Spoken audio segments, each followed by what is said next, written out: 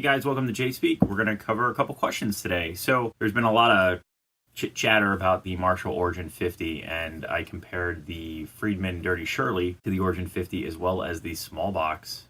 The Origin costs $649. It's made in Vietnam. The Friedmans are in the $2,000 range, almost up to $3K. The BEs are more than $3K. They're made in the States. They're hand wired. So you're talking two totally different amps as far as build. As far as sound, for $2,000 cheaper, I think the Origin holds its own. If you want a plexi type sound, I think the Marshall can get there. I think people are looking for a high gain amp, and the Origin is not a high gain amp. It's just not. You can throw pedals in front of it if you want to, and that might get you there. But as far as just a plug your guitar in and go, the Origin 50 is plexi based. It is, again, an Origin type amp for Marshall. It is not a high gain JVM, JCM amp. So don't get the Origin if you want a high gain amp. You want a plexi type amp, kind of like a different school of distortion in the Marshall catalog, it's good. Again, it holds its own against the Friedmans, but there's quite a difference. I don't think the quality is the same. I don't think the sound is the same, but it can get close. It's like playing a really good Squier against a $2,000 Fender. It's negotiable, right? The Gretches, you play a $3,000 White Falcon against a 5420, and you hear the nuances there, but is it enough to make you spend $3,000 more? So, to answer lots of different questions, I do think the Origin is a plexi style amp. I do feel it's great for the price if you want those type of tones. There's obviously better amps out there. There's ones that are made in the States versus Vietnam. Again, for $650, throw a 15 or 20% coupon on top of that. It's pretty good. I got a question about, in the Origin 50 video, what Telecaster was I using? It is the Fender American Special Telecaster. It's in a limited color. It's the green.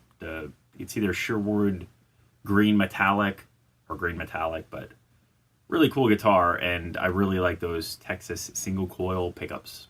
I got a question about putting a Creamback in a Mark II Orange Rockerverb combo.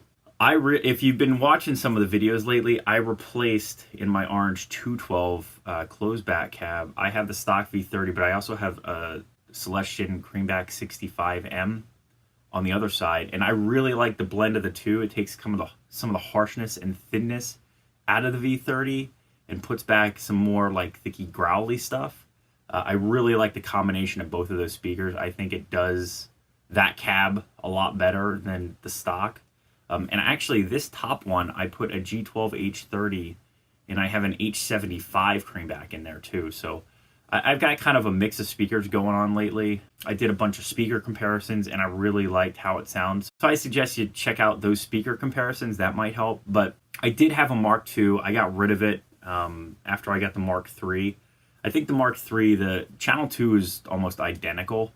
The clean channels from Mark II to Mark III are very different, and so is the reverb. The reverb is kind of like a spacier reverb on Mark II, and it's much more normal on the Mark III, so I think it's kind of personal preference there for the clean channel. But for the Mark II, I have not played the Mark II with a Creamback speaker, but I really like how it sounds. If you like greenback type tones, I don't think you can go wrong. I would encourage you to put a Creamback with an orange and see if you like it, but I definitely like the mix of the V30 and the Creamback 65. I do like the V30 with the H75, but they both hit that thinness. I don't think they're great together, or at least in a 212. I don't prefer that. I like the 65 and the V30 versus the V30 and the H75. That's it for this week. Oh, I will address one more thing. So for the 100th time, I know in 2 videos with the EVH 5150 head that I have back there is made in Mexico. Well aware of it. I totally botched both videos when I said it was made in China. It's my bad. Fender's got a habit of making everything in freaking everywhere in the world, so my apologies. It is definitely made in Mexico. Anyway, if you have any questions, suggestions, comments, Whatever. Please leave them below. Many more videos to come. Don't miss one sub.